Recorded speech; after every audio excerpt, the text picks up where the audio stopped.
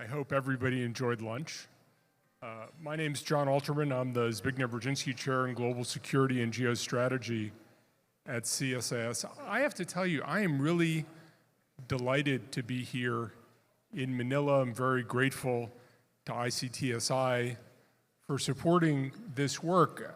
To me, the forum has done a really important job, perhaps for our Filipino colleagues, to reinforce some of the things that are happening in Washington. But I think for many of us in Washington to have a deeper understanding both of the importance of the bilateral relationship to the United States, but to understand some of the perspectives from the Philippines so we better understand the world from this point of view is, I think, really, really important. And this afternoon's discussion tries to take that further. The point of the discussion is to understand how some of these conflicts in the rest of the world are both perceived in Southeast Asia and affect perceptions of security in Southeast Asia. The two conflicts that we're going to focus on are the war in Gaza and the war in Ukraine.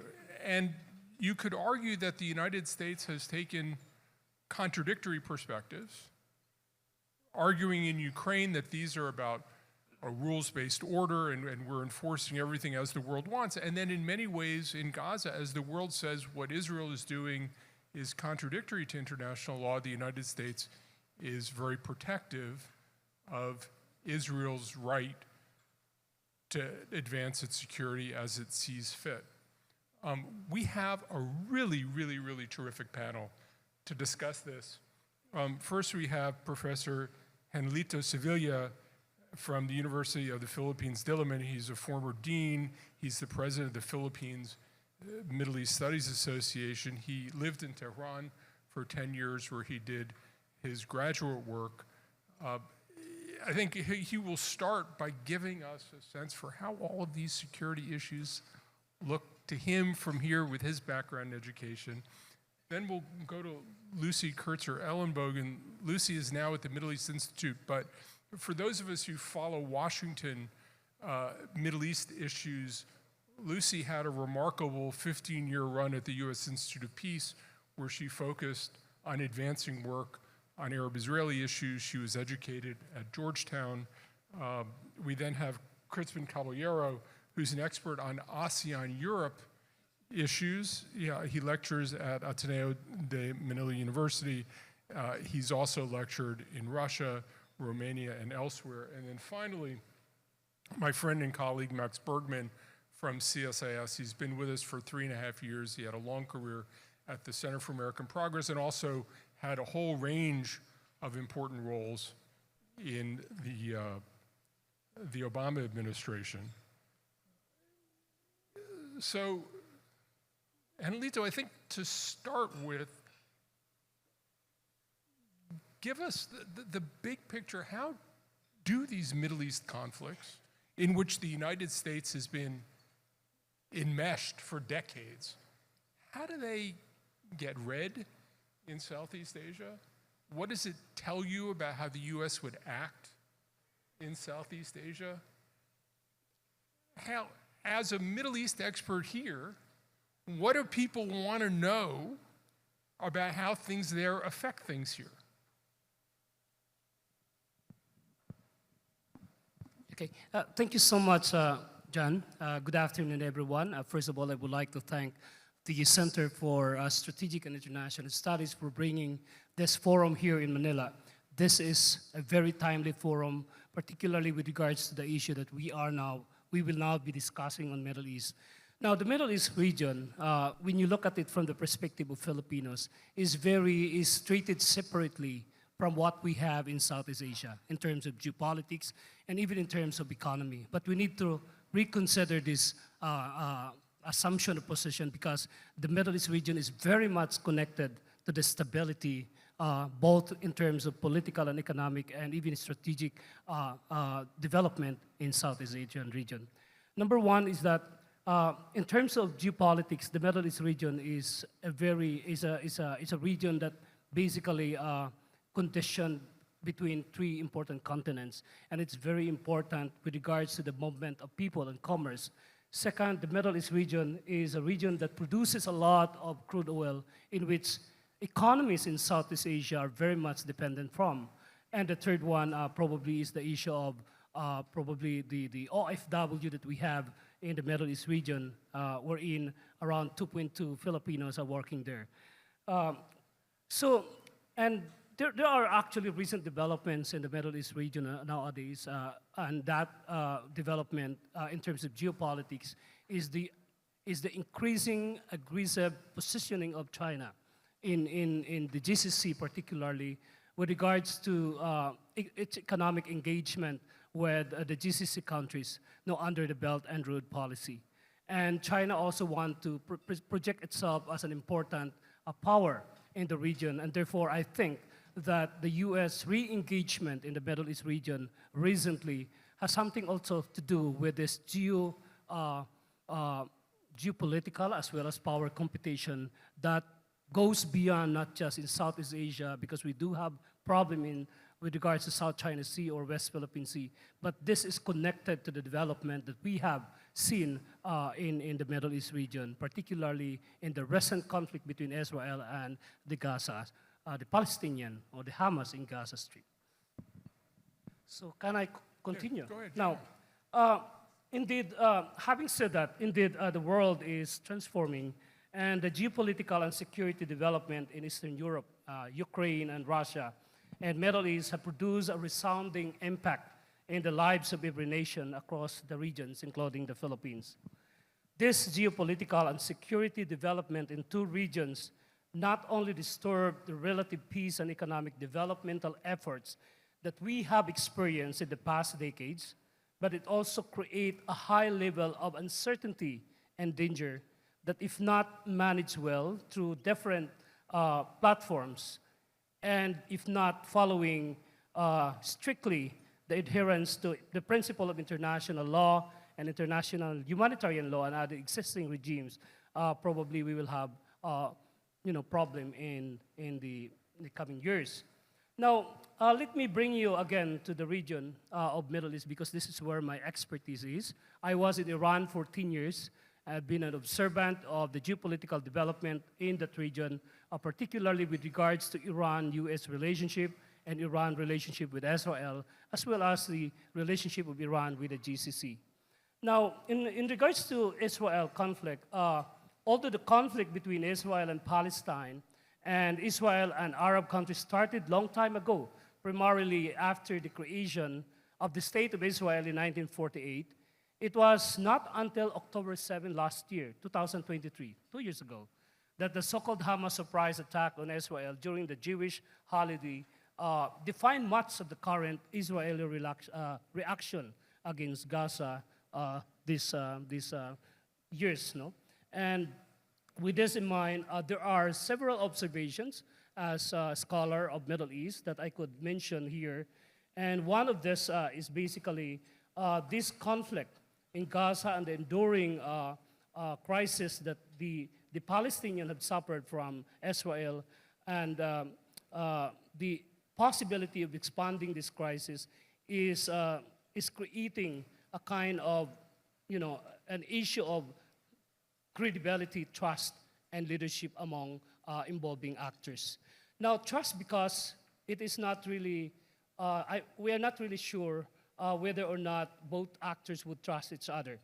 Credibility, because it's an issue of which trust you are listening and which trust or interests you're advancing for.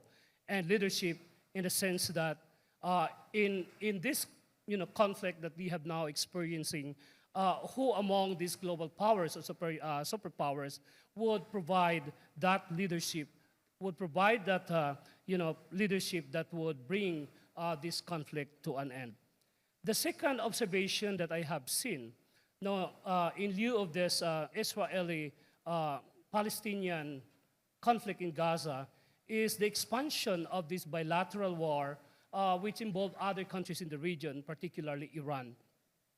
The unilateral attack of Israel to Iran and the involvement of Iran in this conflict that lasted for 12 days resulted into Iranians' involvement, of course, in war. And this situation has also opened the opportunity for Iran to strengthen defense and security ties with other so-called revisionist powers, such as China, Russia, Venezuela, North Korea, and members of the Shanghai Cooperation Organizations, or BRICS. Now, the question that I would like to pose here is, what does this mean? What is the implication of this development to the US global leadership perception? Now, the third observation is that the war, the enduring war or conflict, is basically leading the international community to call for the recognition of the Palestinian statehood. The enduring war against the Palestinians in Gaza has multiple reactions from the countries that have previously supported Israel. In the report of CNN on September 2, 2025, it cited that countries that recognizes the statehood of Israel increasing, no? And many of these countries are actually traditionally supporting Israel, but now considering recognizing Palestine statehood. The Philippines, of course, is a country that recognized the Palestinian state since 1987. And today, with the expansion of other countries in the global community, we have now over 145 nations joining for the Palestinian recognition. The fourth observation that I have in relation to this conflict is basically the possibility of making some sort of fresh multilateral or minilateral diplomatic maneuvering or initiatives that would basically bring Israel and other contending powers into negotiation. However, what happened last night, for example, in the case of Israeli attack to the delegation of Palestine in Qatar, would tell us that tomorrow or later on, there will be another, probably another scenario that we will be observing, we will be witnessing in the coming days. And lastly, the conflict between Gaza and the Palestinian also result into some sort of, interrogating the efficiency or the purpose of international legal institutions that are actually mandated to protect the innocent civilian in Gaza. So these are my observations from the global and regional scales. Now, I would like to invite you on my observations on the possible impact of this conflict on the Philippines. Now, given the regional strategic and economic value attached to the region, any geopolitical and security disturbances in the Middle East, such as that between Israel and Palestine and Israel and Iran, will create direct or indirect impacts on other regional countries everywhere or anywhere in the globe, and the Philippines is not an exemption. The Philippines, centered on its national interests towards vis-a-vis the region, has three important interests. One is its massive importation of the crude oil from the Middle East. The second one is the enduring policy of labor migration to the MENA region. And the third one is the crucial role of the Islamic countries, particularly the Organization of Islamic Conference, in the facilitation of negotiation between the GRP, the government of the Philippines, and the Muslim population in the southern parts of the country since mid-1970s. All of these three elements mentioned above form parts of the Philippines' strategic interests vis-a-vis the Middle East region and North Africa. Now, having said this, the current crisis could create some sort of impact on the Philippine interests in various forms.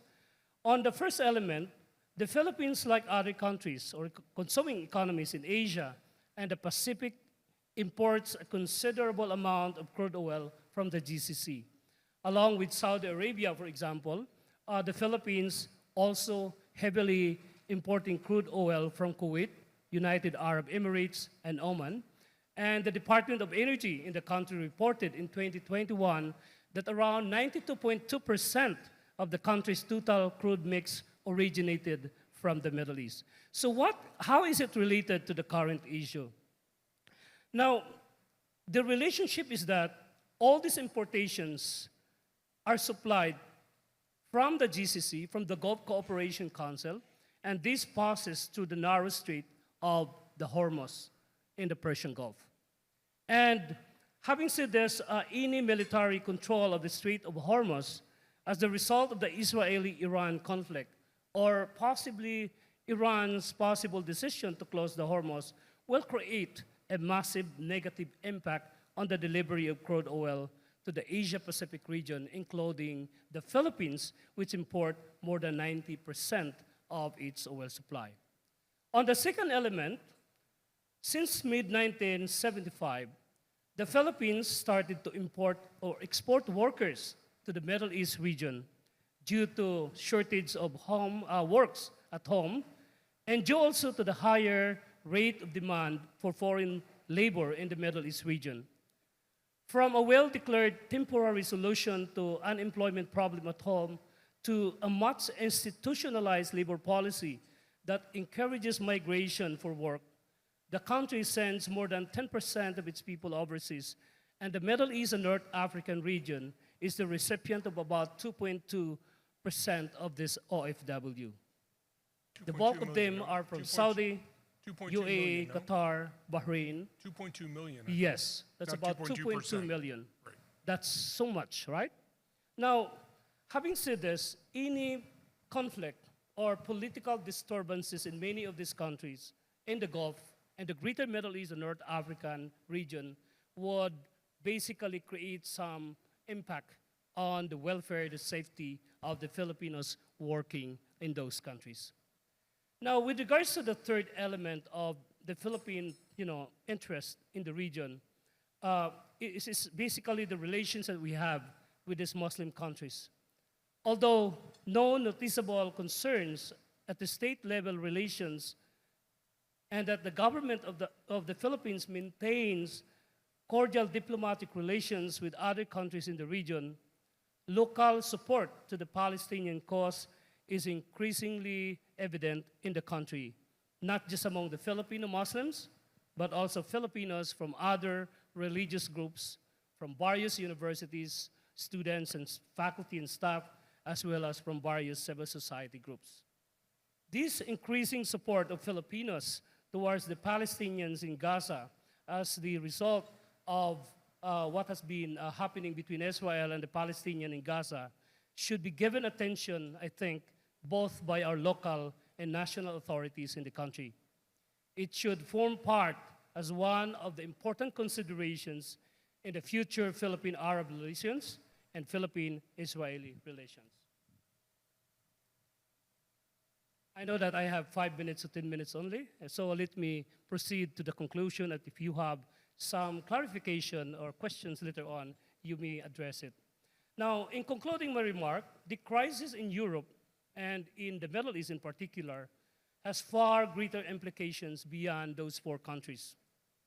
The presence of strategic materials such as crude and oil and gas and the geopolitical location of these countries suggests that the continuity of crisis would hamper international commerce, create oil price volatility in the global markets, and weaken the purchasing power of small but heavily oil-dependent economies in the Asia-Pacific region, including the Philippines.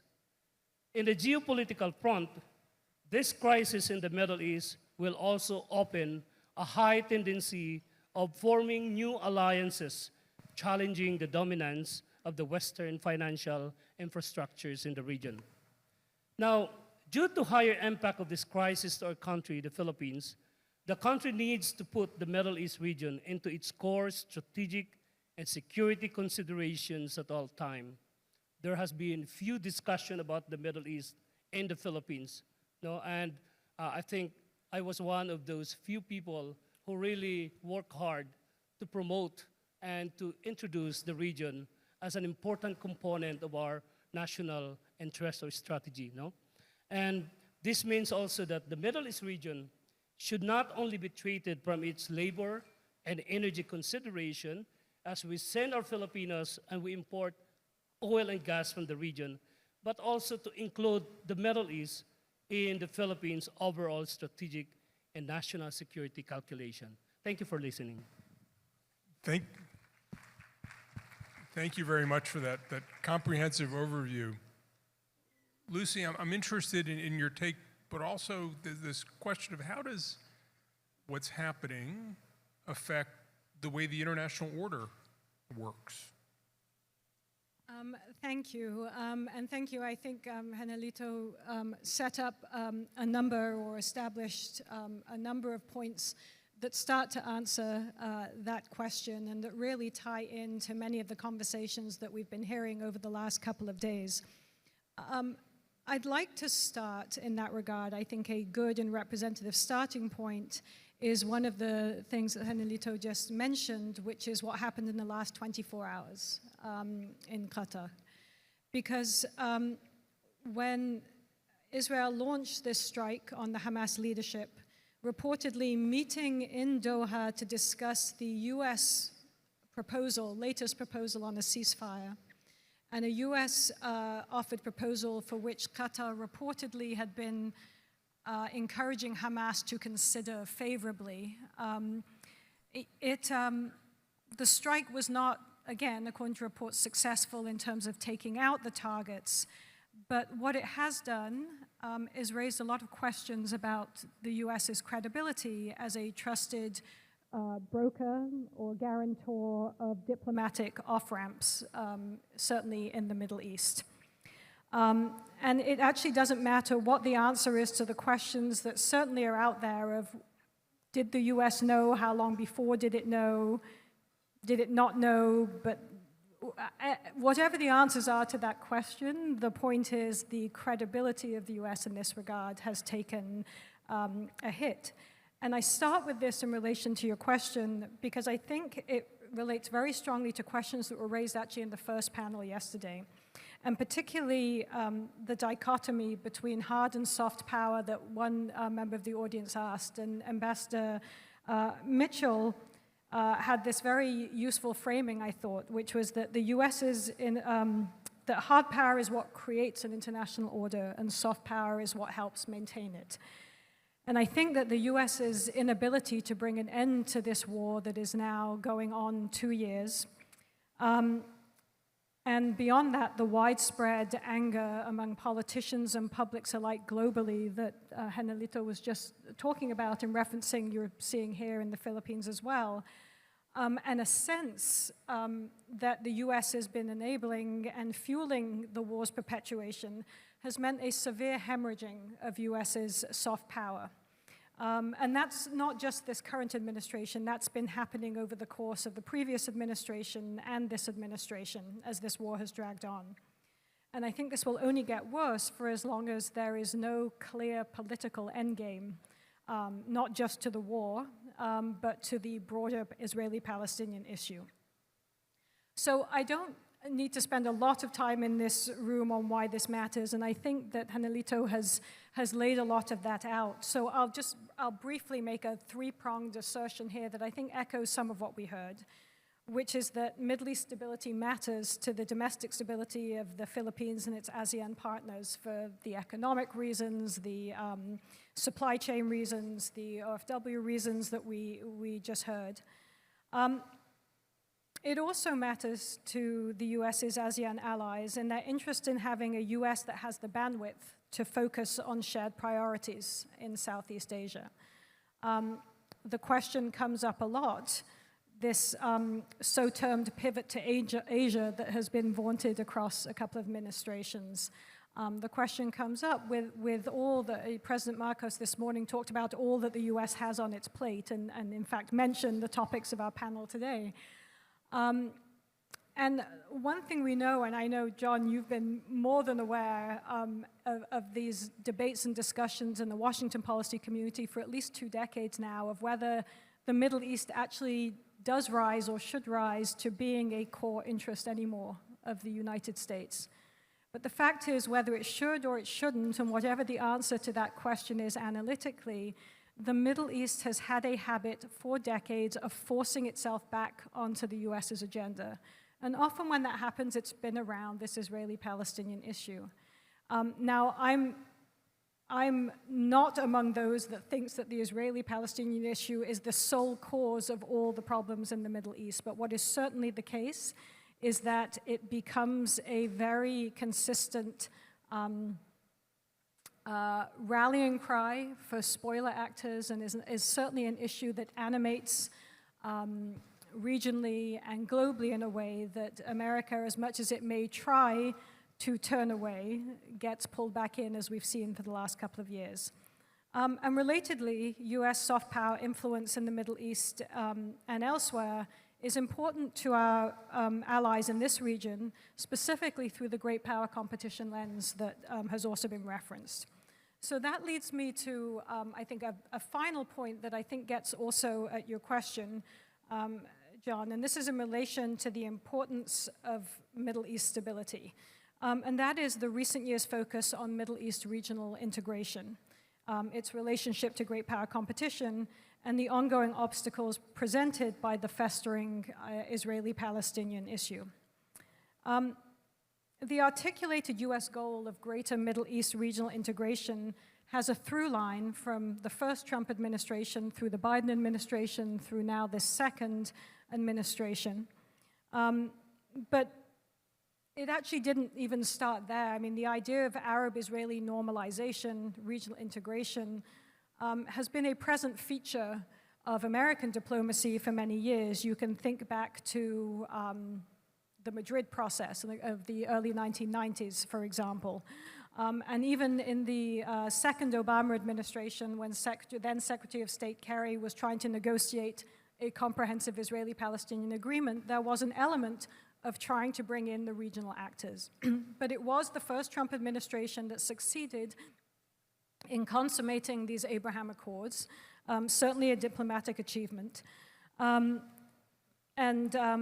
formalizing what had been increasingly not so secret cooperation that had been happening under the table between Israel and the Arab states for many years. And I'm put in mind here of another Ambassador Mitchell framing from yesterday's panel, where he talked about certain groupings like BRICS, I think he was talking about at this point, excuse me, being more about a shared fight against US domination rather than being bound by an affirmative vision. And I think when it comes to the Abraham Accords, the UAE, who was really the driver of those accords, has been hyper-focused from the beginning on pushing back on the narrative that the logic of the Abraham Accords is an anti-Iran one. Excuse me.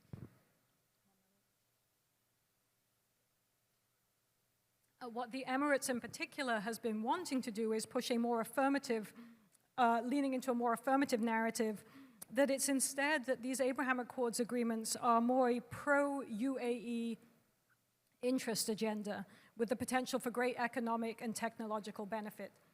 And to be sure, these Abraham Accords have reaped a variety of gains, regional integration, and more countries with diplomatic relations with each other is certainly a benefit and one that should be promoted.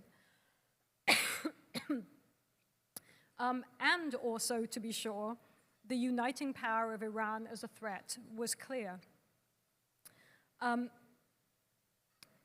Despite the public condemnations of Israeli aggression against Iran that came from Arab actors, including the UAE, Saudi Arabia, Jordan, it was interesting to note that in the last couple of years, in the Israeli-Iran engagements, there was certainly tacit and in some cases active help from some of these actors. But the fact that they had taken great pains to broadcast, certainly to their publics and more broadly to the world, that they've condemned Israel's actions, or that in Jordan's case that this was being done purely in Jordan's own self-defense interests, shows some of the obstacles to greater regional integration. Because while one could marvel actually at the resilience of these regional, these normalization agreements in the face of the great pressures related certainly to Gaza in the last couple of years, it's also important to recognize these agreements' limitations. And this brings us back to the war in Gaza and the absence of a clear political endgame. This outside-in, as it's so-called, approach to peacemaking to Israeli-Palestinian peacemaking that suggests that you need a broader Arab-Israeli set of agreements in order to resolve the Israeli-Palestinian conflict rather than the other way around. This has a logic, but to date, the Abraham Accords have not been leveraged as a bridge to resolving the Israeli-Palestinian conflict. They've been seen, in fact, more as a bypass road around the Palestinian issue. And in that regard, this was arguably one approach that contributed to Hamas's calculation of the October 7th attack, particularly in light then of what seemed like a getting closer Saudi-Israel normalization agreement. So as the war in Gaza drags on, the ability for these countries to further pursue or maximize the potential for regional integration for everyone's benefit becomes more circumscribed. So I'm going to harken back here again to the opening panel discussion. And this idea of the agency of middle powers and the proliferation of minilaterals in recent years. The Middle East has not been immune to this trend of courting minilateralism. The eminently quotable, it seems, Ambassador Mitchell, he had a few lines yesterday that really resonated here, talked about the tendency of some of these global examples of minilateral groupings to be structures in search of a purpose. And I'd say this has been nowhere more true than in the Middle East in the wake of these regional normalization agreements. There's I2U2, the India, US, UAE, Israel partnership focused on cooperation in key sectors like water, energy, food security, and health, sometimes referred to as the Middle East Quad. There was the Negev Forum, which was launched and announced in the wake of the Abraham Accords with the new normalizing countries as well as Egypt. Not to mention, we talked about infrastructure here earlier. There's the IMEC project, India, Middle East, Europe Economic Corridor, or even efforts at the Middle East Strategic Alliance. In the case of I2U2 and IMEC, it really is difficult to consider them without seeing it, if not as an anti-China agenda, at least as a counter-China influence agenda. But the ability to fill these structures with purpose and content does depend on, number one, US strategy and vision of how to leverage them, and number two, minimally complicated relationships between the actors involved, and neither of these is the case. And so for anyone who thought that the Abraham Accords upended the long-standing international consensus paradigm of seeking a two-state solution, a paradigm and consensus of which the Philippines has long been a part, particularly I think you just mentioned that the Philippines recognized a Palestinian state in 1987. The Philippines was also the only Asian country to recognize the State of Israel, the creation of the State of Israel, when it voted for Resolution 181 in 1947. So the Philippines has had a long history of being a supporter of the two-state framework. Excuse me. But the idea that that somehow was upended by the Abraham Accords actually is proven false as we look only at the continuing insistence on preserving its potential, ensuring a credible pathway towards all sorts of statements in that regard by the Arab states who are insisting on that in order to move forward with post-war cooperation in Gaza and the furthering of regional integration. In the meantime, I'd argue that China is less interested in challenging the US in robust or meaningful diplomatic engagement in the Middle East, but is satisfied with taking advantage of the US's soft power woes and growing credibility gap in the Middle East to notch symbolic wins here and there. You had mentioned its recent brokering, for example, of the Saudi-Iran rapprochement, though I'd argue that that was more a taking advantage of a moment at which Saudi Arabia and Iran had agreed themselves to do that and move in that direction, more so than it was China being able to affirmatively push them in that direction. So the takeaway here is clear from all parties' perspectives and speaks to a point that Professor Misalucha Willoughby made yesterday about the agency of middle powers on the basis of their own domestic considerations and foreign policy expectations. Countries in the Middle East are hedging when it comes to great power competition game and using it to their advantage. Countries like Saudi Arabia and the UAE are strategic in their engagement with both powers, with China and the US, serving their interest in economic diversification, among other goals. The US, I would argue, probably still has the edge on cultural domination and attachment in these countries, and probably as a partner of choice when it comes to security guarantees, for example. However, as countries increasingly seeking stability over escalation within and across their borders, incidents such as yesterday's attack in Doha will undoubtedly fuel questions about reliability or perhaps defensibility in those countries where public opinion does matter, of a sole reliance on the US to be a bulwark against threats to peace and stability, and yes, to the global order. There's a growing sentiment I hear from interlocutors in the Arab world where there has been no love lost for Iran amid a thirst for stability, that notwithstanding Israel's remarkable mitigation of the Iranian meddling reach in the last couple of years, increasingly in their eyes, it is Israel rather than Iran who is playing the role of disruptive and destabilizing actor. This is a perception and a sort of theme I'm hearing more often. And so as the US is closest ally in the region, this could certainly come at a cost to the US, with many of the implications highlighted above. So I'll end there with my opening remarks. Thank you very much, Lisa. Questions. I think we all agree, first, the Middle East is important to the world, and second, the United States has had a unique role for decades advancing Arab-Israeli peace. I mean, arguably since the 1950s, certainly since the 1960s, 1970s with Camp David and everything else. Ukraine is different. And Ukraine is not a divisive issue, as Israel has been in the world since its creation. Ukraine, from a US perspective, should be obvious. It should be a gimme. It should be you can't cross borders and invade the country next to you, and yet Ukraine has been a very divisive issue, and the United States has had limited success, certainly in the global south, getting support for the US-led position.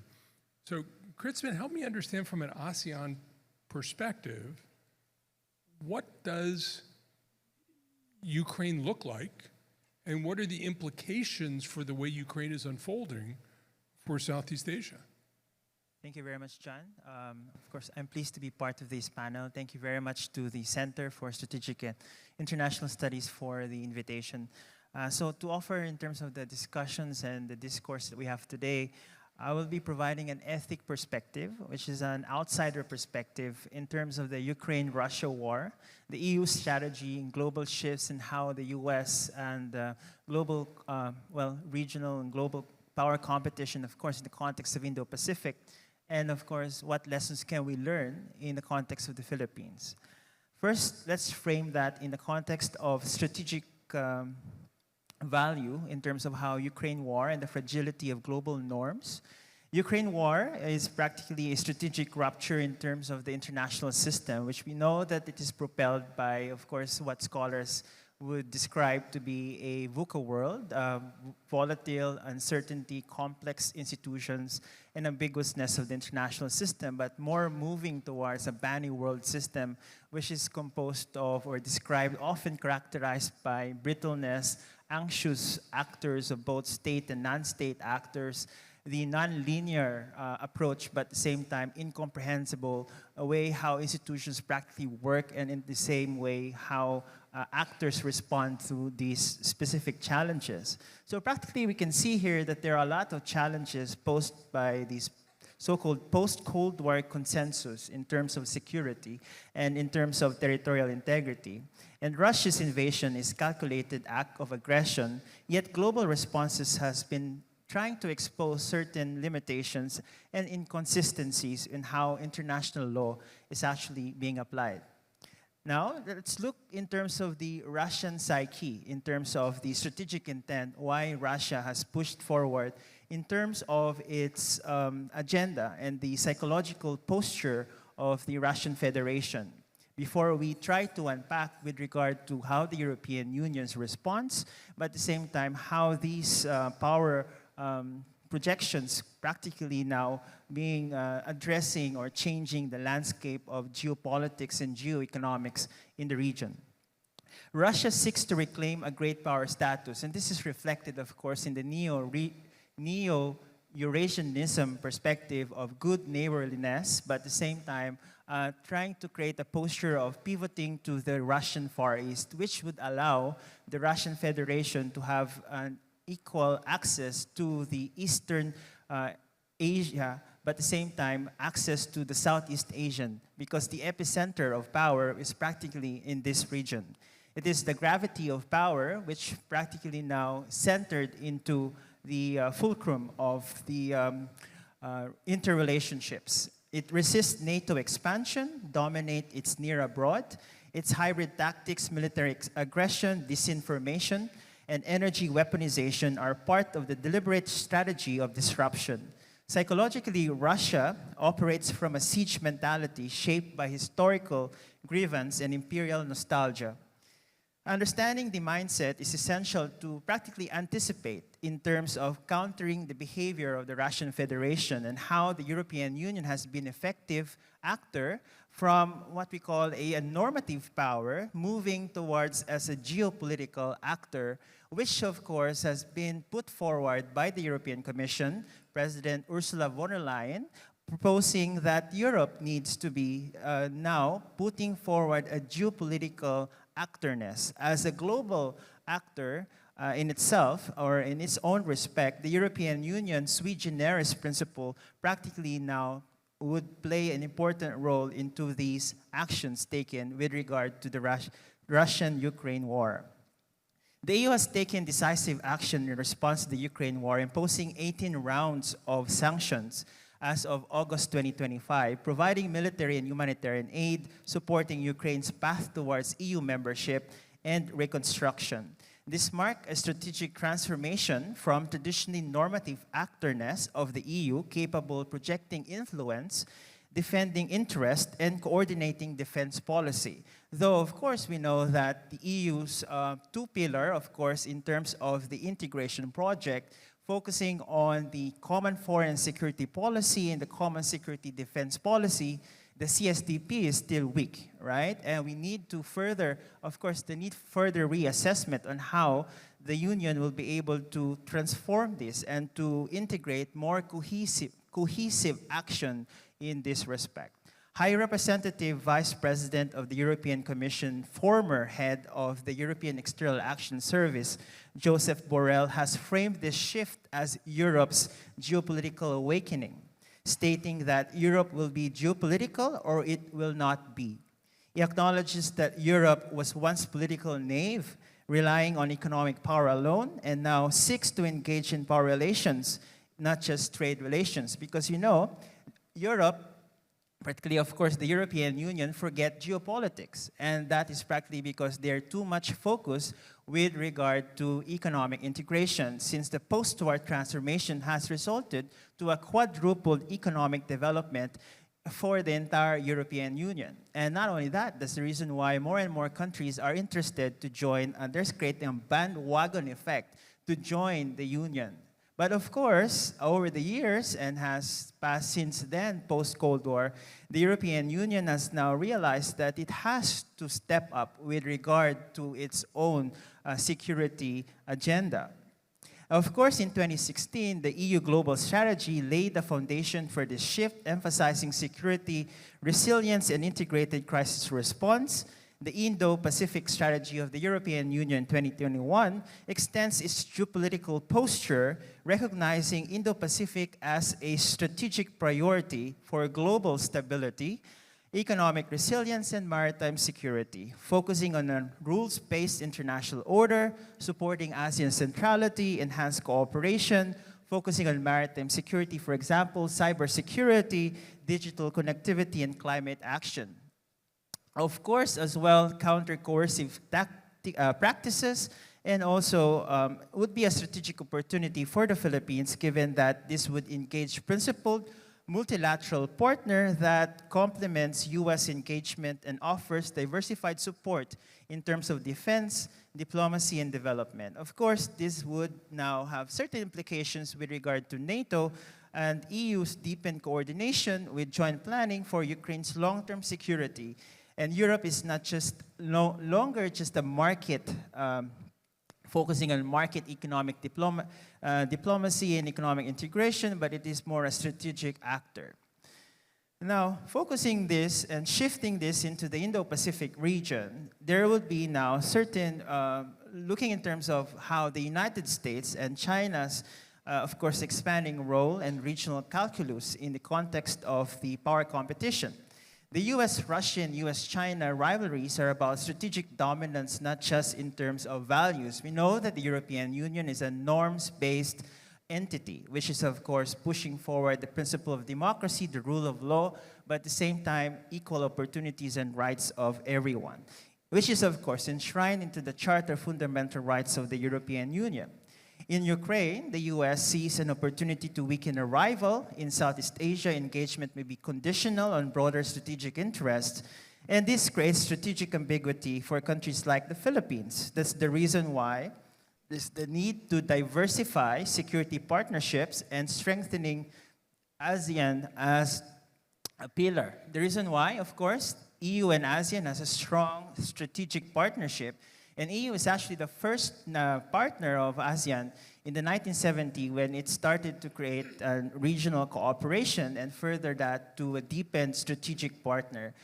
So, and that's the reason why some scholars said that EU and ASEAN would actually share the same DNA, and they are natural partners. So in the context of minilateralism and expanding cooperation, there's a need to diversify security partnership with Japan, with Australia, with India, and the EU are emerging credible and consistent security partners. These countries offer defense cooperation, capacity building, and strategic dialogue, but at the same time pursuing independent regional engagements, and of course India in terms of non-aligned counterbalance to China, and economic partnerships and naval deployments, for example, in the context of the European Union. But ASEAN needs to evolve. ASEAN needs to further and strengthen its diplomatic platform to a strategic coalition. This would now, in terms focusing of strengthening ASEAN centrality in convening power.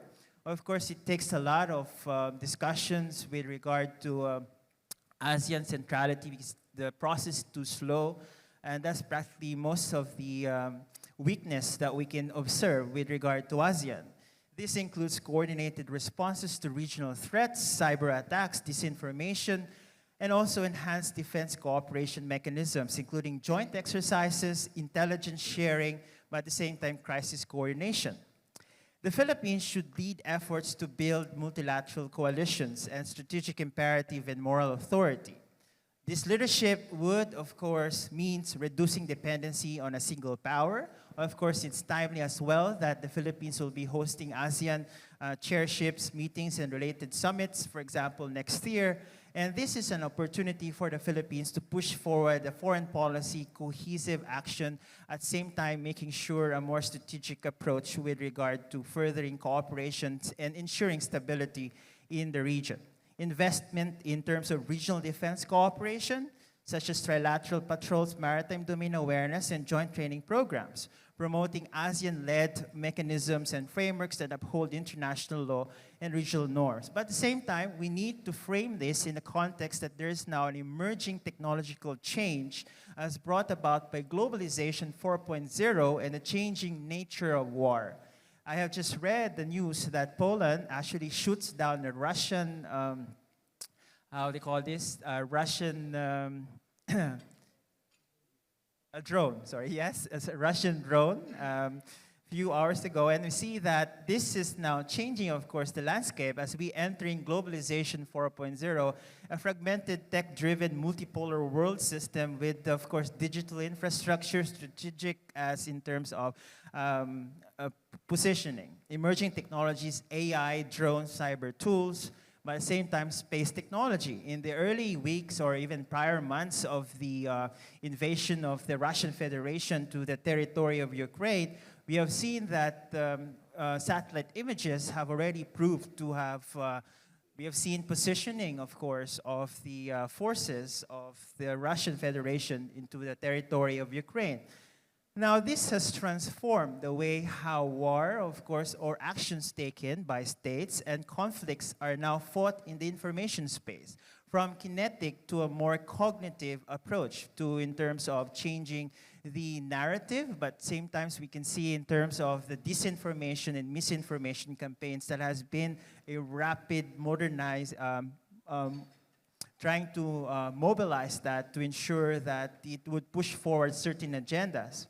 Southeast Asia must adapt to modernizing defense, security, digital sovereignty, and prepare for hybrid threats. So in the US, how we'll see US would be in all of these strings of interrelated relationships that are being created because of actions or inactions of states. The United States remains to be a pivotal partner in Southeast Asia's security architecture. We have to recognize that, and it is indeed the reality that we see enduring influence through defense cooperation, economic engagement, and diplomatic leadership. Despite, of course, foreign policy agenda or pronouncement of different presidents or regime changes, for example, or leadership, it will still embedded in terms of how institutions would actually frame that or how this would work. The US commitment is strong, despite, of course, we saw the Trump administration transactional approach, but also the unpredictability and prompted regional reassessment of long-term guarantees. For the Philippines, of course, the need to further reassess, recalibration in terms of our policy, a more proactive and constructive approach, especially for ASEAN countries. Now, it's not about isolation, but also independent decision-making, resilience in defense, clarity in national interest, and of course, in terms of regional cooperation, capability building, and principled diplomacy. As I close my intervention, I would look in terms of reflections or lessons for the Philippines. The war in Ukraine, as we have observed, is reminding us of the principles without power are practically vulnerable. Sovereignty must be backed by capability. And there are a lot of lessons, of course, from economic to security or even in terms of several foreign policy or international relations tools and tactics that can be observed. But the Philippines must prioritize, especially in the context, number one, in terms of defense modernization. Of course, we are in terms of track with regard to our phase approach to the defense modernization in the Philippines, strengthening deterrence and operational readiness, diplomatic agility to navigate to the complex reality of the 21st century as we move to the 22nd century of a globalized but same time a powerful fourth industrial revolution that we are experiencing today. Of course, there will be a lot of narratives, but how can we change these narratives and put forward an agenda that will push forward stability, security, and prosperity for everyone? But also, we have to recognize multilateral engagement to amplify our voice and align with regional and global partners in the role of the United Nations and put forward global governance in this respect. In a world of shifting norms and contested rules, we must be proactive in terms of shaping our strategic environment, principled in defending our sovereignty and values and norms, prepared to lead, not just survive geopolitical turbulence, but at the same time help define the future of regional security. And we can learn so much from the context of the Ukraine-Russia war and how the Philippines can navigate to the future and how power competition in the Indo-Pacific, of course, China and the US would put forward to this interplay. So these are some of the things that we can consider in the discussions and would be happy to respond to any questions that we're going to raise later on. Thank you very much. Kritzman, thank you very much. Max, you have been thinking about Europe for decades. You have been looking at this war from up close. What are the lessons that the Philippines should be learning? What are the lessons that ASEAN should be learning from Ukraine in addition to the excellent list that Kritzman just put forward? Well, thank you, John. I think there's a lot of lessons that the Philippines can particularly take from the war in Ukraine. Let me first also thank Greg for having me here. It's obligatory, I have to thank Greg. But that also means that I'm probably going to have to get him a trip to Europe by coming here to Manila. And let me just say that it's very special for me to be here in Manila. My family has a long history with Manila. Yesterday, I was actually at the German Club of Manila, which was founded in 1906, and my great-grandfather, who came here, was one of the founding members. My grandfather was also a member. Met my grandmother here in Manila in the 1930s, a British woman. They got married here in Manila. And then my great-grandparents were interned in Santo Tomas and were liberated by MacArthur. And I say this not just to provide some family history, but the Europeans were here in Asia. Europe was in Asia, and there's been a drift where Europe has been more focused internally on itself. But one of the things that I think is one outcome of this war, and the outcome of the changing geopolitical environment, and also the tension that we're seeing in transatlantic relations, is that Europe, I think, is going to be increasingly back in Asia. And to get there, I think you have to understand how traumatic this conflict has been for the Europeans. If you think about a country like Germany, Berlin is actually closer to Kyiv than it is to Paris. And this war is beginning to fundamentally, I think, transform how Europe operates and how Europe views the world. And Professor Sevilla, I think, really outlined it very well, that Europe thought of itself as, in many ways, it believed its own narrative and hype of the European Union being sort of a postmodern power, very much embraced a rules-based international system, openness, the multilateral diplomacy, and sort of turning away from the kind of harder edges of the geopolitical world. And I think what this war has done, number one, is it has caused a massive increase in European defense spending. Quite practically, that we're seeing European states spend a lot on defense. The incursion of Russian drones into Polish airspace is one example of that. The Poles used the F-16s that they bought from the United States to apparently shoot down those drones.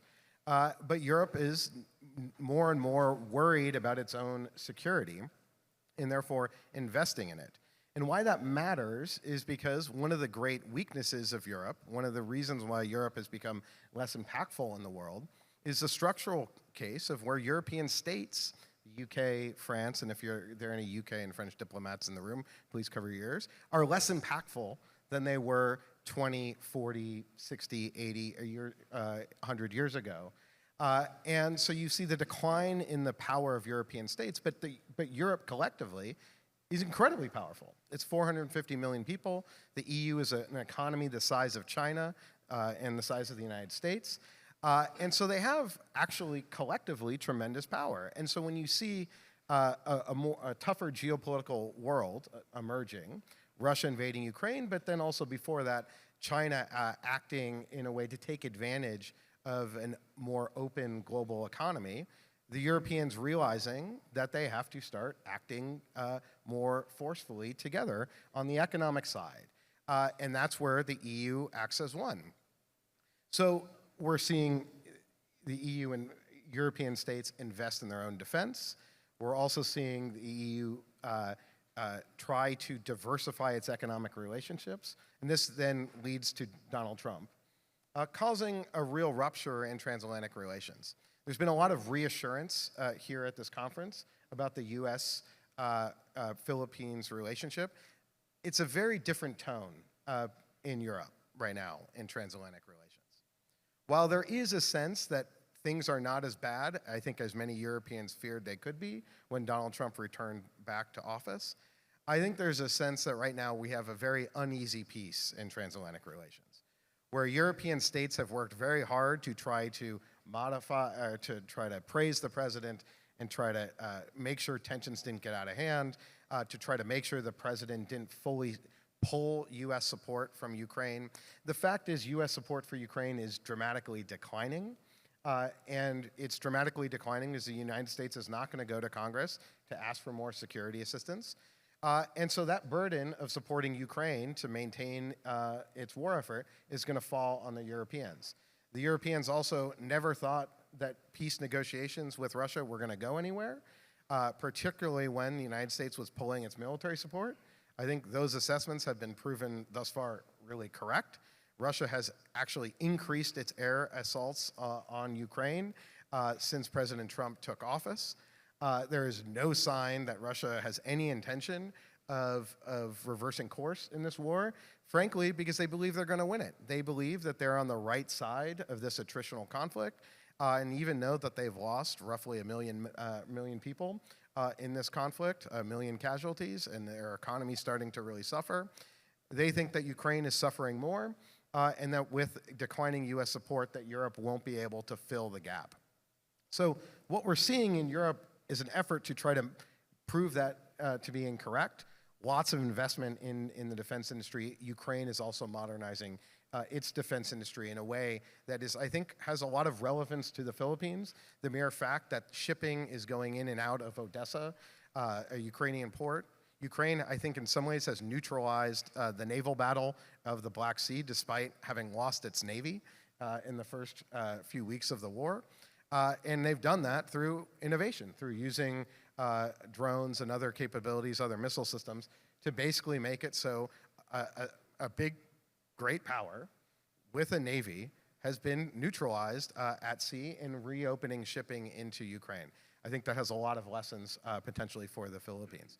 But so the war in Ukraine, I think, is really shaping European minds.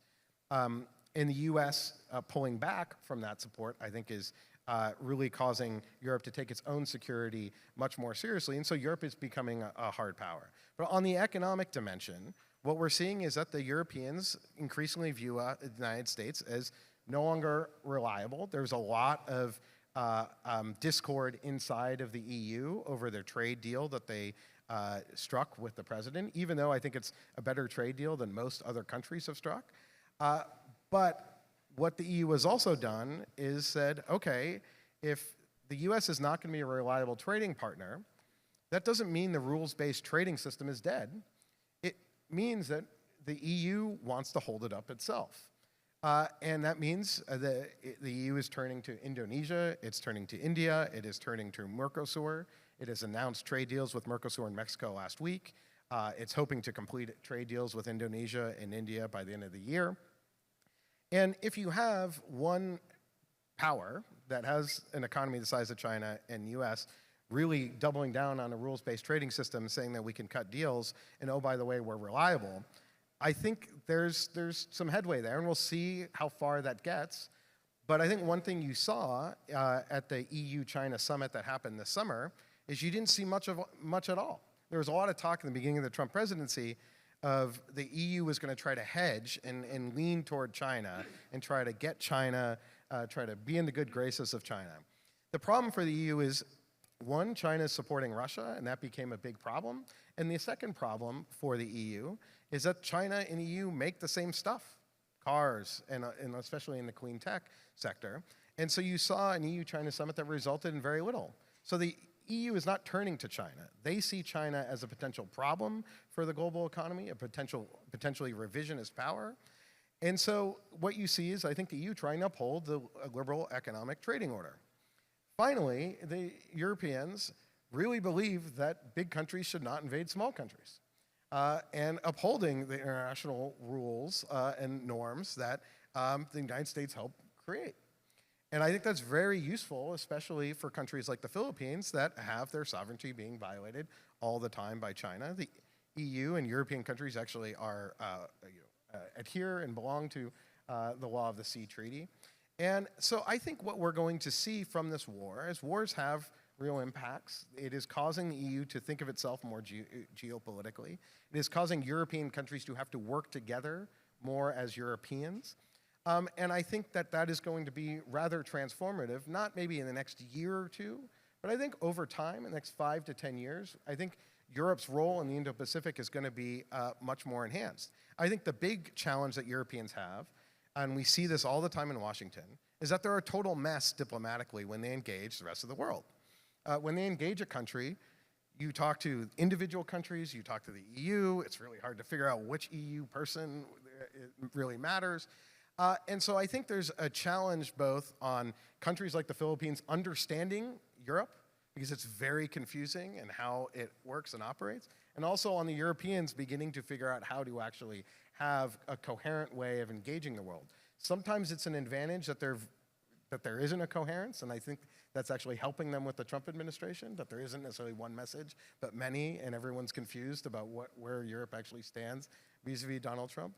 But I think what we're going to see is that this war, number one, is going to keep going, is going to continue. Peace is not around the corner. Russia thinks it's winning. So I think we're going to have the same conversation about this war a year from now. But that means that the Europeans are going to take charge of their security. They're investing in defense. They make really good stuff. They have a lot of military aid, potentially, because they've developed new tools to aid Ukraine. And some of that eventually is going to manifest here in the Indo-Pacific. And there's a lot of the same challenges of countries dealing, especially smaller countries in the Baltic, having to deal with undersea cables, undersea infrastructure, I mean, the explosion of the Nord Stream 1 and 2 pipelines. And so a lot of the same similar security challenges, and I think we've done a good job, we, the United States, of really linking the AP4 countries, the Korea, Japan, Australia, to NATO. But we haven't really done a lot, I think, in thinking about, in the United States, thinking about how to link ASEAN countries with the EU. And maybe that's not our role anymore, but maybe we're not going to do that. But I think it behooves Southeast Asia and the EU to really look to develop their economic relationships, but also their military partnerships as well. Max, thanks very much. That was terrific. Now, our dear leader, Greg Polling, told me that we have until 3. I have failed as a moderator because what should have been 20 to 40 minutes of comments has been an hour of comments. So we have about 25 minutes left. What I'd like to do is just to ask a few sort of very short questions and then go to the audience and try to get us out on time. I think that the first question, and again, very short answers. What lessons should the Philippines be drawing about great power competition from what we see both in the Gaza conflict and in the Ukraine conflict? So from a Philippines perspective, what is the key takeaway about great power competition that wouldn't have been obvious 3 years ago, but should be obvious or should be learned now? Can be anybody. Yeah, hello. My personal take is that while the Philippines needs to cooperate and partner with bigger power, particularly in terms of economic, strategic, and other, common interests, the Philippines must first exercise its sovereign rights and look at its national interest as a priority in dealing with other countries and in dealing with issues that may directly or indirectly influence or impact the country. Thank you. Anybody? I mean, I think my main takeaway is that the kind of unthinkable is now thinkable. That it is now, Russia has changed the normative framework for which I think a lot of the world is operating. And that potential for military conflict is high, or is higher. And I think the other lesson I would say, and this is a more positive one, is that having friends and allies and partners, as the Ukrainians did have, with Europe and the United States being able there to back it, has made a huge difference, has preserved Ukrainian sovereignty to a great extent.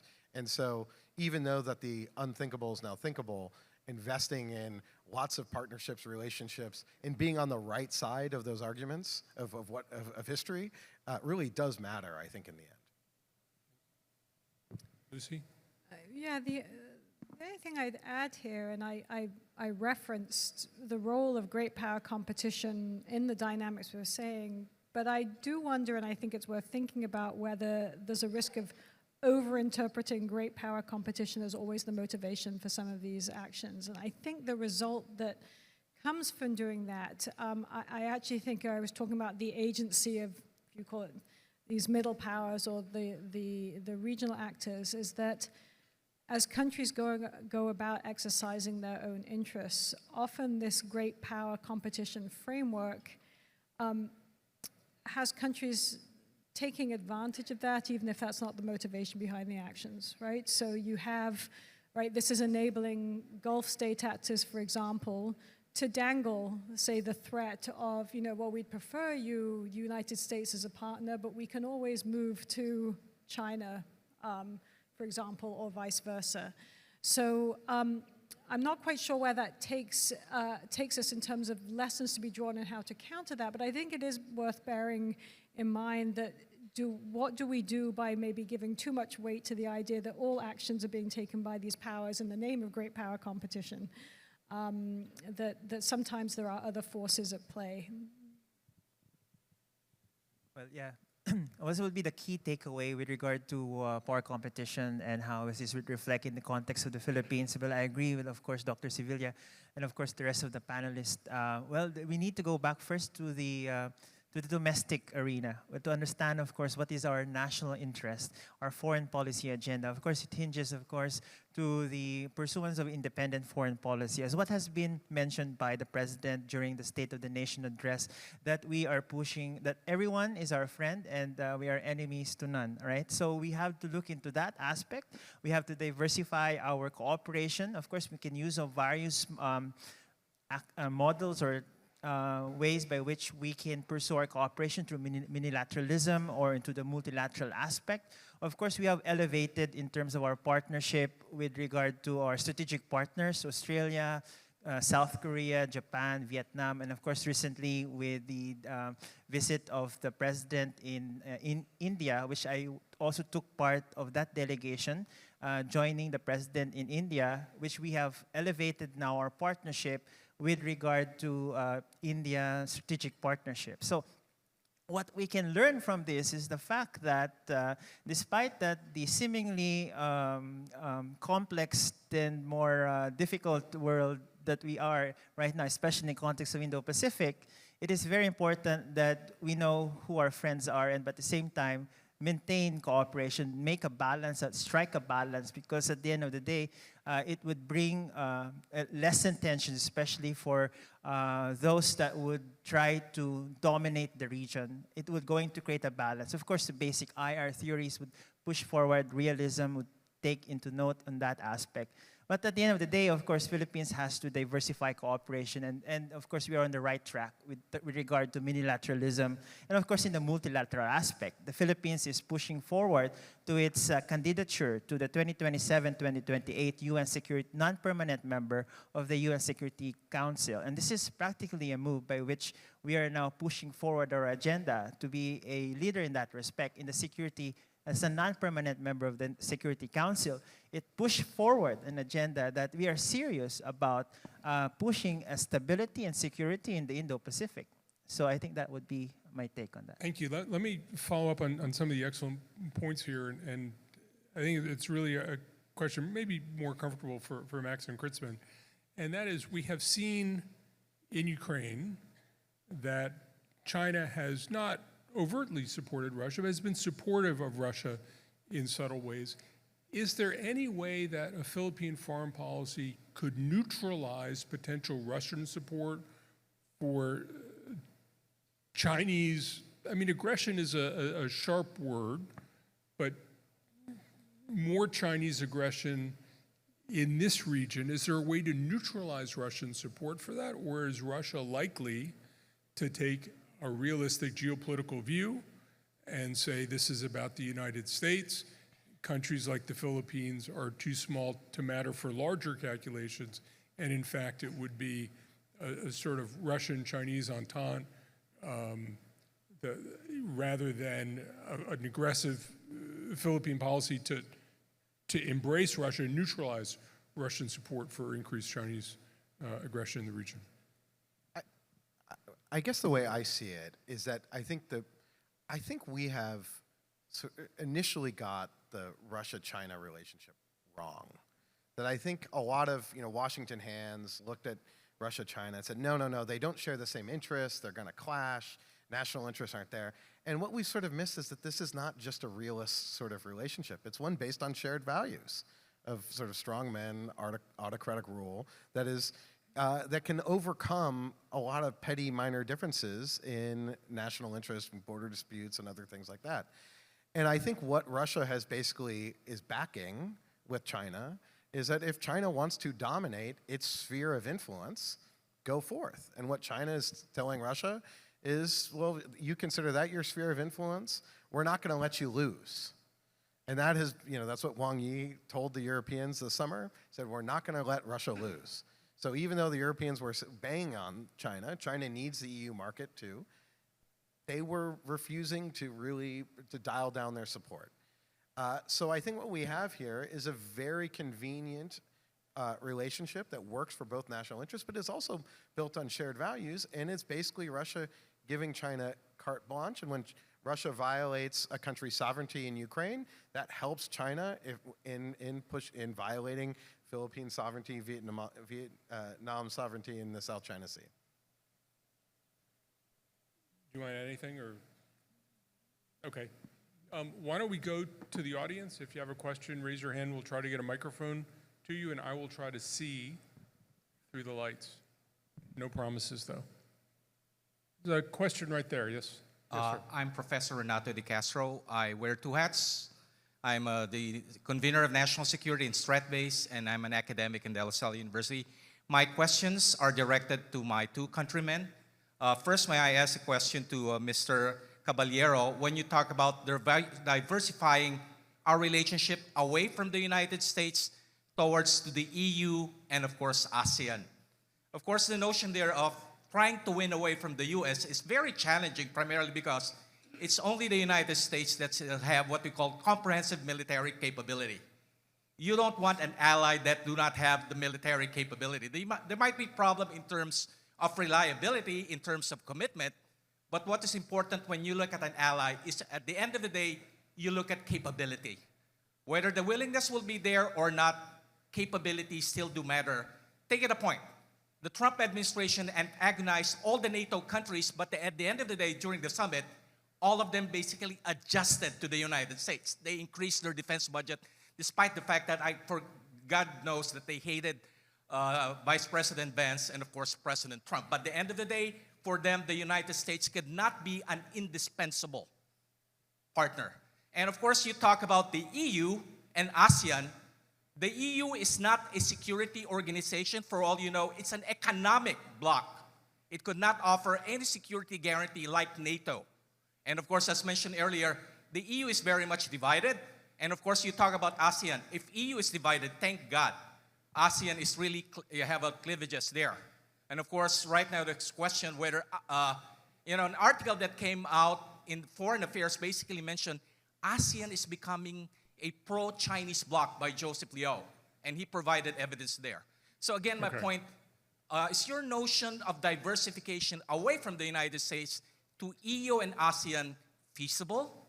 My question to my fellow academic from UP is, you talk about the importance of OFW in the Middle East, but of course, the lives of several OFWs really was, of course, you have a lot of them being killed on October 7, when, of course, Hamas attacked Israel. Several Filipino OFWs were killed there.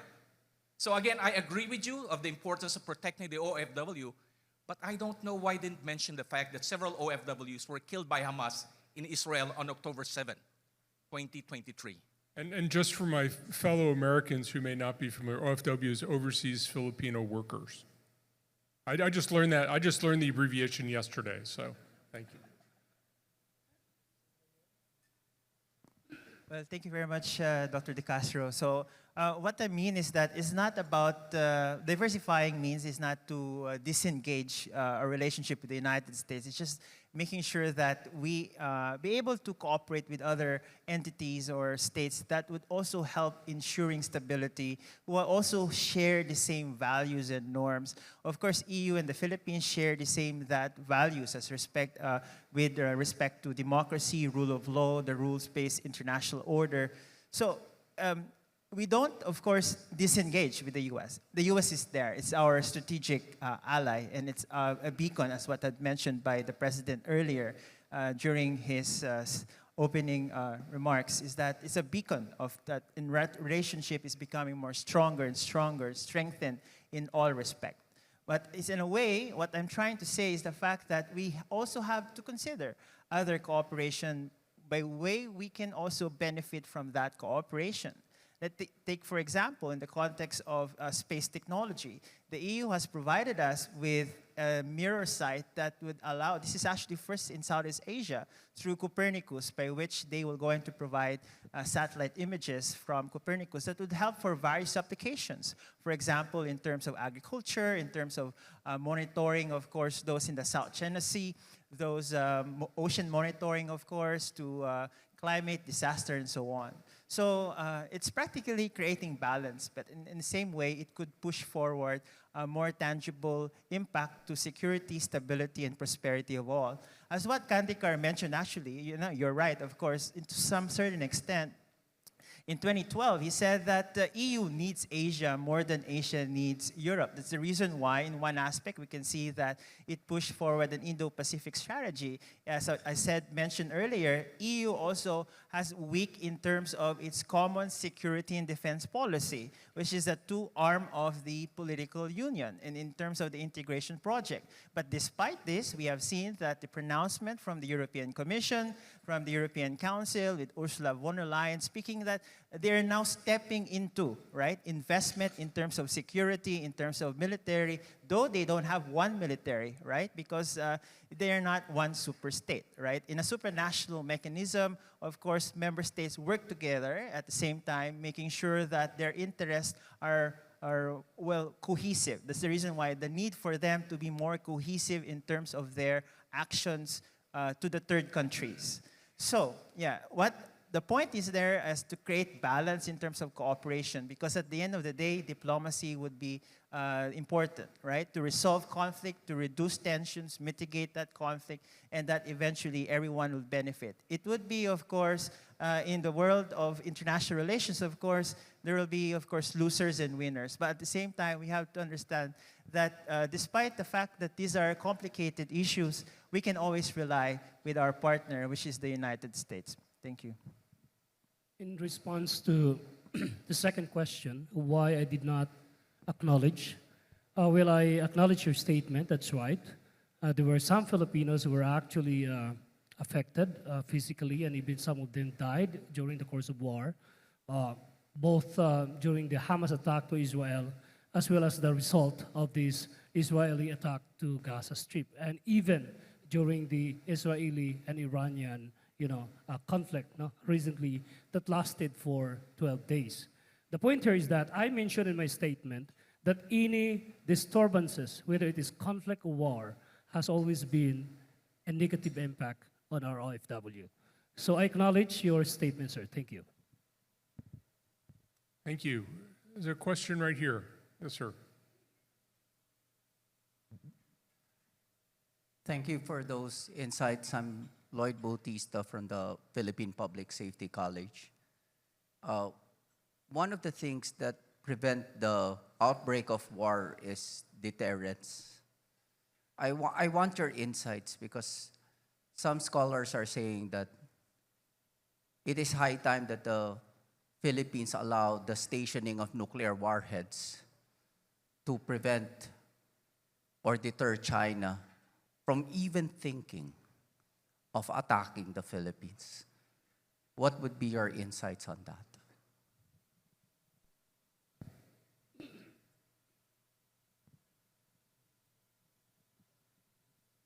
That's a very difficult question and a very thorny one. I'm going to try to dodge it somewhat. I think in some ways, what the war in Ukraine has revealed is both the importance of nuclear weapons to deter and also their lack of utility. Russia threatened the use of tactical nuclear weapons early on in this conflict, and it only sort of led to their ostracization by the international community. I also think that the willingness of countries to use nuclear weapons, therefore, has to be really, at times, questioned. And so I'm not sure that they're the silver bullet deterrent that many think they are. But in the case of Ukraine, Ukraine did possess the Soviet nuclear arsenal, some of the Soviet nuclear arsenal when the Soviet Union dissolved. And part of the international agreement for Ukraine to give up those nuclear weapons, something called the Budapest Memorandum, was meant that everyone agreed not to invade Ukraine. And Russia was a signatory to that agreement, and Russia violated it. And yet the punishment for Russia, and no country has come to Ukraine's defense, at least physically. So I do think that Russia's invasion does raise the prospect that of the importance of extended nuclear deterrence, of U.S. extended nuclear deterrence. But that also is dependent, and this is what the Europeans are facing, on the U.S. willingness to actually go to war. And so I think that is the underlying challenge, and I'm not sure if placing some tactical nuclear weapons in the Philippines would really shift that. May I also add to that? I will not respond to what we have in South China Sea or in the West Philippine Sea, but I would like to bring your attention to the Middle East region, the experience of Iran, for example. In the case of Iranian nuclear program, for the Iranian perspective, it serves as a deterrence so that other antagonistic powers wouldn't be able to directly attack Iran. Therefore, I think that's very rational for the security of a particular country, that displaying of military capability, or even in the case of Iran, the nuclear project serves as a deterrent mechanism for the Iranian security. I mean, the only thing I would add there is that without sort of taking a position on that question, so adding to the analysis here, that when you look at the discussions and the concerns and actions that have been taken in the Middle East in regard to Iran's nuclear program, the other part of this discussion is if Iran had gotten there, would that have encouraged, I mean, again, sort of an arms race there and a race for more countries to arm. So this again sort of applies across the board on the sort of decision making around nuclear weapons, but it is not,